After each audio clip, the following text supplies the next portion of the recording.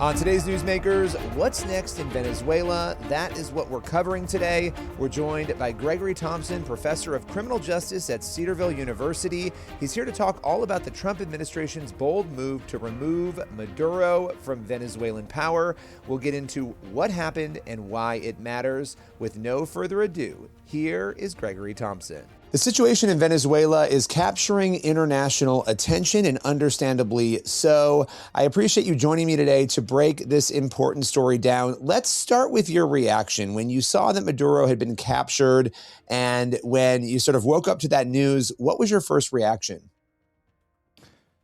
Well, my first reaction was, what an incredible job of the American military to pull this off with no U.S. casualties. But more importantly to me as a Christian, I'm thinking of just the incredible joy, because I have friends that work with pastors in Venezuela, and it's been difficult. As you probably know, when Hugo Chavez took over Venezuela, he kicked out all mission organizations. So that was significant, and the pastors there are being salt and light. So, and what I'm reading is significant portion of the country, to include a lot of people who left over the last 25 years, are excited, but it's very uncertain. Obviously, there's a whole discussion of what's going to happen. Is the U.S. handling this right? Do we have a good plan? We don't have a history of having great plans with doing stability operations, but I'm hopeful, and at least there's some level of promise. So I would say I was really excited. Also, I have family. My wife was born and raised in the U.S. Canal Zone. She was actually there when the U.S. invaded Panama. And so I know the joy that she has, and also that many Panamanians have, to be rid of Manuel Noriega. So all of this to say, I know there are issues, of course, but my general sense is I'm excited for maybe a hopeful future for Venezuela, one that's free, particularly free for the free exercise and the spread of the gospel message of Jesus Christ.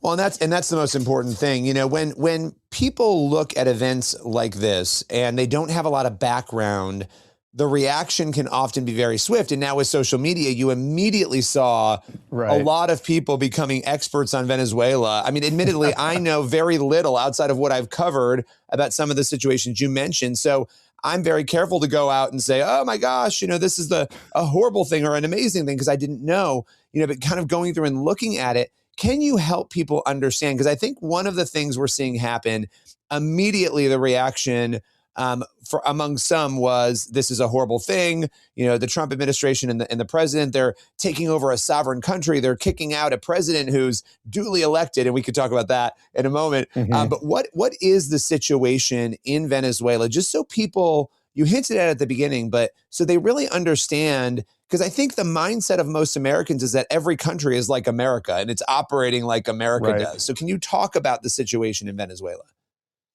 Yeah, that's great. And we actually heard Nicolás Maduro in court say, basically, I'm a good guy and, you know, I'm the current leader. So that leads us to the questions that you've asked. So I won't proclaim to be an expert on Venezuela, but I certainly talk to people who have been in the country, and I've talked to them recently. Venezuela, before Hugo Chavez, was a thriving democracy. It was a place where I was talking to one friend, and he said, yeah, people, and particularly pastors in Venezuela, had been told, if you continue to follow this Cuba model, you're going to find yourself in a horrible situation. And they just didn't believe it could happen. And it did. And in our lifetime, it happened. The things that Hugo Chavez and Nicolás Maduro did under their purview and power was they pretty much wrecked the economy. We've seen that's objectively true. The prices, I read in the paper, just for a Thanksgiving meal, Venezuelan style, doubled in the past year. So inflation is beyond rampant. They have a politically corrupt government, which I think we've heard in the news. Many countries have not even do not recognize Nicolás Maduro, to include the U.S. The United Nations assessed that the 2024 election was won by the opposition party candidate. course, Maria Machado could not even run in the election because the court of Venezuela had convicted her of treason.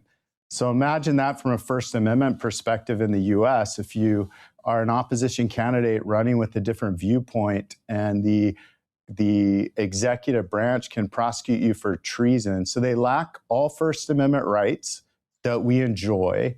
They also lack Second Amendment rights. If you see a picture of someone with a gun in Venezuela, they've been given guns by the government. So right now it's really volatile because you have, as things go forward, you have the government with guns, the people are not allowed to have guns. And then you have guns being given to kind of like thugs.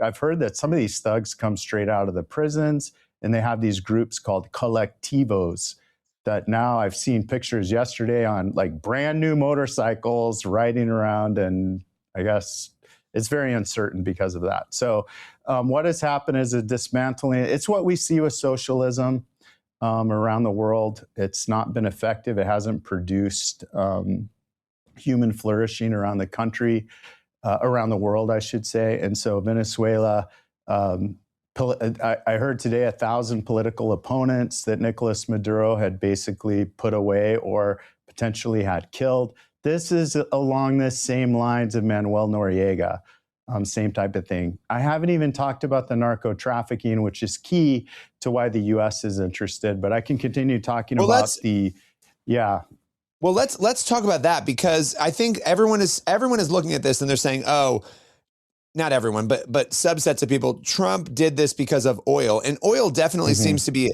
a factor. And a lot of people would argue maybe it should be a factor because, they're the biggest oil producer. They're sitting on the most oil out of any other nation in the world, I believe. But let's talk about both of those things. Let's talk about why, from your perspective, and why, from the government's perspective, the Trump administration chose this route. Well, oil is always going to be a factor, and we have a capitalist economy, and so I won't say that's not a factor. I don't see that as being the main driving force here. I think with President Trump's concerns when he came into office, this is like the perfect storm. I read that this morning. I think that's a good term because illegal immigration was highly coming from Venezuela. And these are great people by all accounts, and my friends that know people coming out of the country, they're leaving because they want to live in a free country. They want to pursue a place where they can live in freedom and democracy, and so they're coming to America, but illegally, of course, and in droves. So that's one issue. The second issue, of course, is we're talking about countries like Iran. Now we're hearing Hezbollah operating in some fashion. Of course, this has been termed as Cubazuela, which now we know of the people dead, 32 were Cubans who were protecting Maduro. And we also have Russia influence and, of course, Chinese influence, which I'll mention in a moment is really important to the U.S. response here. So I think those are big reasons. Also, we have really an authoritarian dictator who's not properly elected and that the United Nations doesn't recognize. One difference between Panama and Venezuela is we invaded Panama pretty shortly after the election when Noriega's person lost. So we were very, very logically and quickly able to reinstall the properly democratically elected president of Panama. Here, the election was in 2024. So I think in some sense, it's hard for the U.S. to articulate, like, we're going to put that person back in power because it was a while ago. So I think that, so then you get into the concern of the narco terrorism coming into the U.S. Now, to be fair, much of the drugs coming in the U.S. are coming from Colombia and Mexico, but there is significant amount of drug flow. Obviously, we've seen the boat strikes coming from Venezuela. And if I may, I can go on the articulable reason under international law, because I have heard, and I think it was in the United Nations, this is illegal for the U.S. to conduct this operation. Yes, so I can talk about the administration's You read my view on mind. that. You read my mind, because that was going to be my next question, because I think I keep saying everybody, a lot of people I've been looking for, I'm trying to avoid labeling people groups. And so I'm saying a lot of people have been looking for something to say, oh, look, what Trump is doing is, authoritarian, it's whatever. And so on the surface, it becomes easy in a situation like this to say, oh my gosh, he's, doing something that is terrible. But you just detailed a number of things. This is not a country, just so people understand, and this is why people are in the streets, Venezuelans, celebrating, because this is not a country where things are normal the way that we would experience them. This is a country where it sounds like you have fake elections, you have authoritarian rule, you have narco-terrorism, you have a lot of things going on, influences from other nations that, by the way, we've had plenty of tension with. This is a powder keg in a lot of ways. And so I just want to reiterate everything you said, because I think that's important to understanding. But yes, continue on the international front of whether or not this was an acceptable operation. Yes, thank you. Because I think this is really important. And the administration has a couple good arguments here. I want to first lay out the counter argument, because I think it helps understand the administration's arguments better. The counter argument is that under the UN Charter, Chapter 2, or Article 2, the UN Charter, which the U.S. has ratified, so it is domestic and I would argue international law, the basic rule is that you may not invade the sovereign territorial integrity of a country. And the only exception to that is in Article 51, which is self-defense. So typically drug use or importation of drugs is not at the level of which you can use self-defense, because you can only use self-defense in response to a use of force. And use of force over the years has been defined in the international community really as, like, think of, this is a military word, kinetic, but like bullets flying, basic, things getting destroyed, that type of force. Well, here's the counter argument that I would make, and I think the administration was making with the boat strikes. It seems like now the administration is saying this is just a military-enabled law enforcement operation to take Nicolás Maduro. But I think they also have an argument here about national self-defense. And here's why. We live in a world now. We've fought the war on drugs for a very long time here in our country and failing at it, obviously. But for a very long time, China's rise has developed a strategy called unrestricted warfare. Unrestricted warfare also uses lawfare. That means that when China is advising other countries, they're going to advise them to operate under this use of force, enabling this type of argument every time. My argument for the administration would be, at some point, the nation, when Americans are dying, which I think we can clearly articulate that Americans are dying, obviously at their own hands, because we have addiction in our country and rampant drug use that is creating a market for this. But shouldn't a country be able to defend itself at some point from something like this by force, a reasonable level of force, a discrete amount of force with particularized objectives? So here we have, under U.S. law, designated terrorist organizations, Tren de Aragua, Cartel of the Suns. The indictment of Nicolás Maduro kind of lays this argument out. And then on top of it, the United States is arguing this was a law enforcement operation, which, again, there's argument against that. But the U.S. Actually, former Attorney General Barr wrote a memorandum in 1989 about this being authorized. Now, there's people who argue that, well, maybe that isn't the best argument. But I would argue it is an argument, and so the government has an arguable position that this is lawful. I'll also say that we have precedent because of Manuel Noriega, which this looks, there's differences, but there's striking similarities. And also significantly, the United States has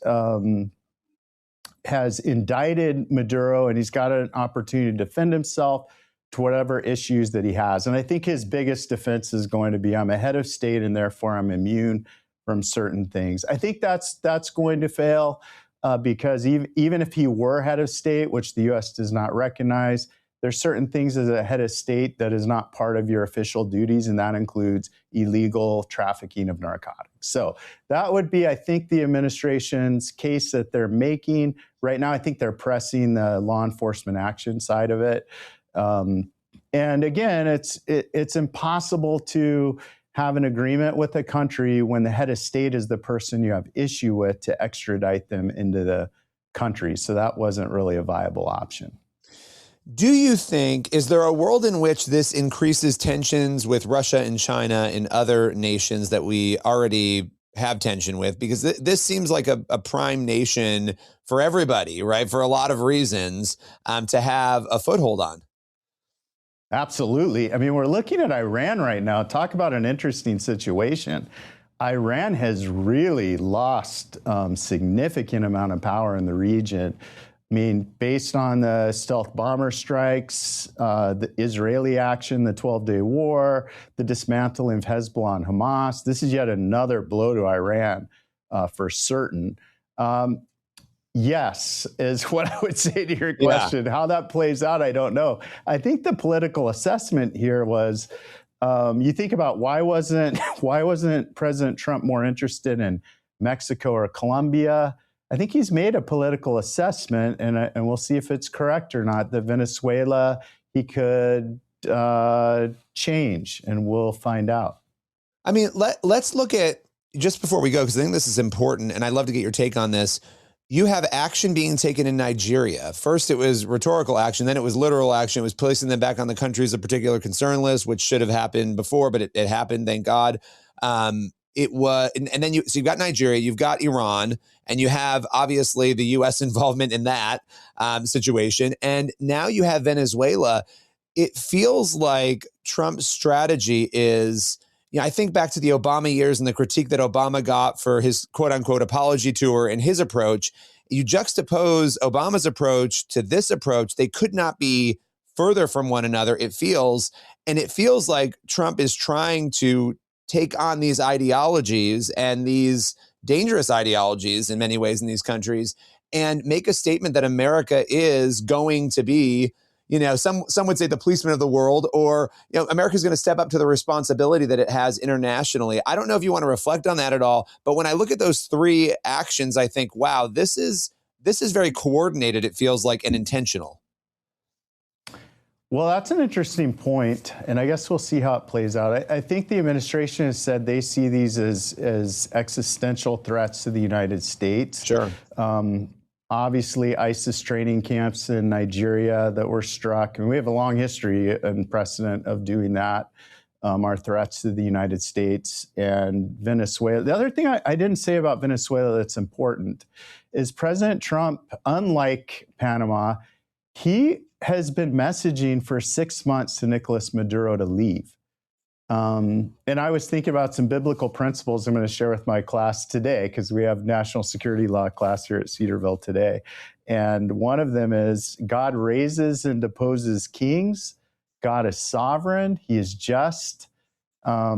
And God channels the hearts of kings. And there's many scriptures on all of those ideas. And I don't know exactly how God is handling this, of course, but I do know those things to be true.